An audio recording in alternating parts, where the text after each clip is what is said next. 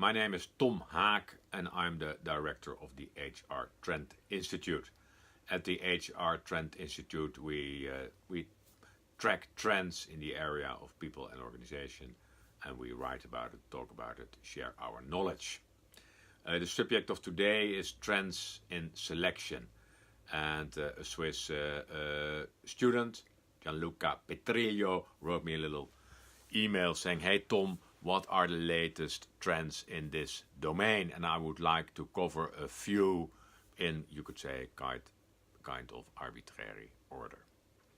The first one I would like to talk about is that more and more, by virtue, you could say, of good people analytics, it becomes easier, it becomes better to select on the right criteria, where in the past the criteria were often derived by gut feel, making assumptions about what is important in a position.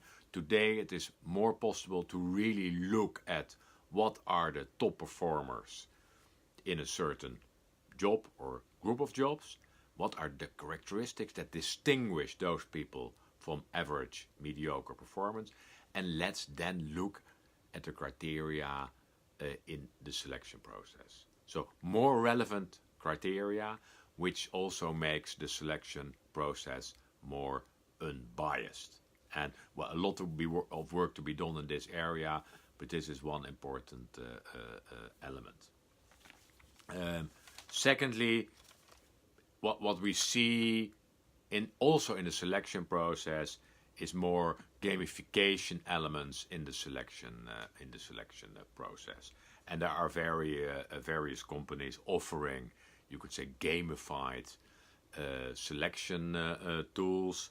A company like NEC, a company like the Talent Games, Biometrics is doing that. They offer tools in a gamified way you can use in the selection, and I will come back to that. The third trend you see, and it's a long-term trend, that more and more organizations are selecting a wider group of people. They say, we want a pool of people in our organization. We look more at personality. We look, of course, at a certain set of capabilities, especially, you could say, future-proof capabilities, and we look at the cultural fit. So, more looking at personality, a certain set of future-proof capabilities, and cultural fit, more than does a candidate fill the complete list of job criteria we are looking for. That's also because the recruitment is more and more on a pool of people and less on specific jobs. But that requires also a change in the selection process. So, of course, personality tests have been around a long time, but you see at this moment an increase in the use of personality tests, and also traditional personality tests are changing in such a way that they are easier to administer, that they are more gamified, that they are shorter, quicker, etc. Various ways, and some of the there are several providers offering that today. Even traditional, you could say, Big Five type of personality test. A company like Ixley has a test that can be done in a couple of minutes by people. Companies like Biometrics, I already mentioned them, Arctic Shores, they have good suites of tests that can be used in this respect. A new development is also, I have not really tested it, but that you can use, you could say, facial expressions in combination with what someone is saying, in combination with the tone of voice, so facial recognition, content, and tone of voice.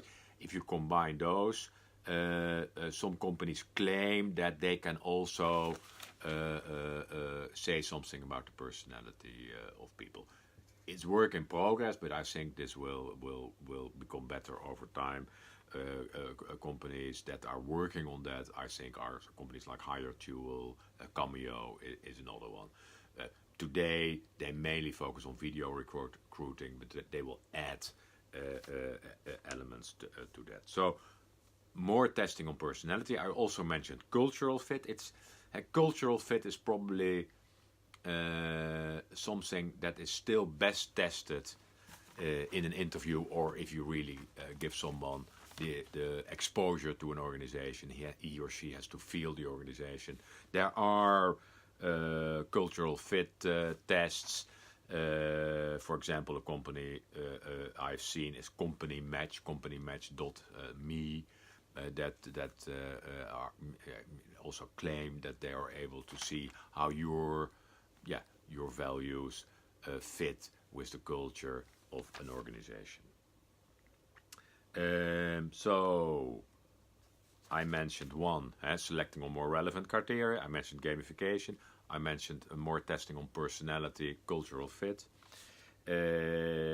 What is also important is increasing, you could say, using all kind of, let's call it, selection analytics. And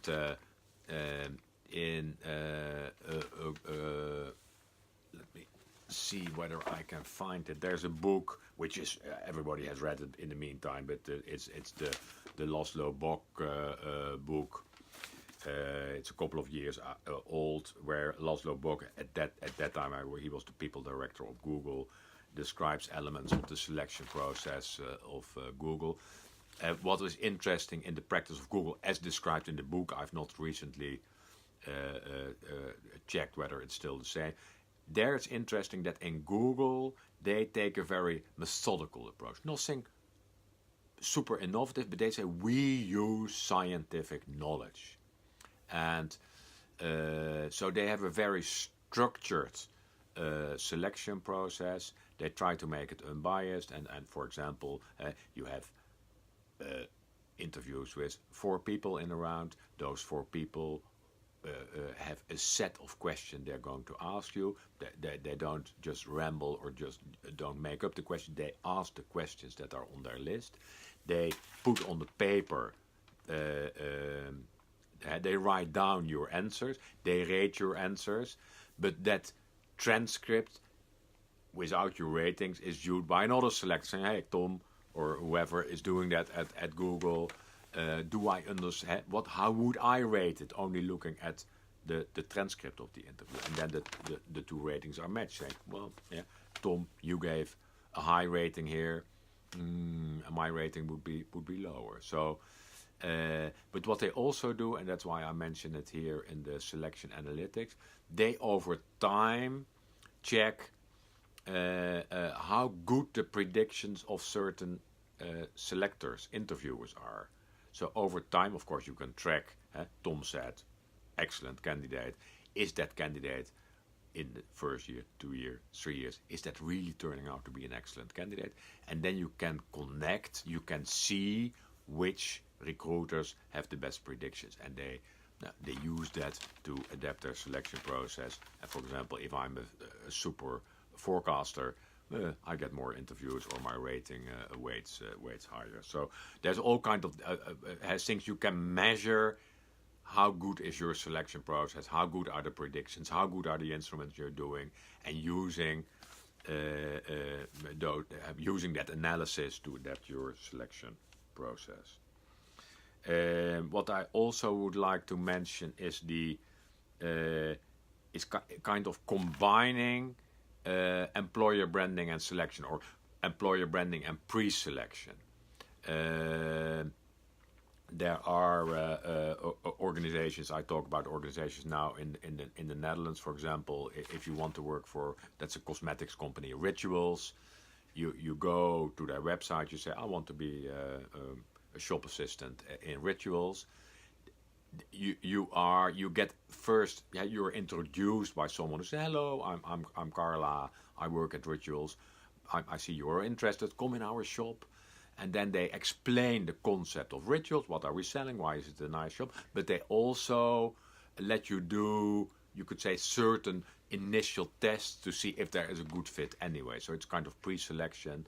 combined with employer branding. And companies, this is done, I think, by Harvard, but a company like Cubics is doing similar things for clients of them. So it's also connected to, you could say, the increasing the candidate experience, giving in the selection process candidates a good experience, and then whether they are selected or not, they come back and say, well, I've had a very nice experience at Rituals or at Starbucks or wherever, and they talk to their friends, and well, that helps, of course, in finding new candidates.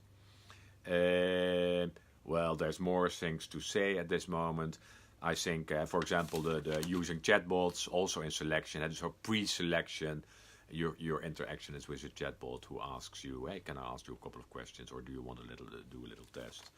I think that's also something I see. So there's undoubtedly more, but the kind of the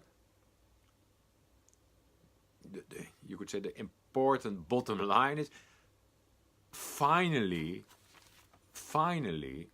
we see that more and more good scientific knowledge is used in the selection process. For years, I mean, of course, many of the scientific findings about selection are known for years and years, but they were not used. Surprisingly, many companies still today use the interview as the primary selection, and the unstructured interview as the primary selection process, and that's not good practice. Use scientific knowledge, do it on a methodical way, and track what you are doing and close the loop over time. We predict something, well, how is our prediction turning out? So the good news, more evidence-based HR, evidence-based selection, and personally I would like to see a lot more of that. So success, take care, bye-bye.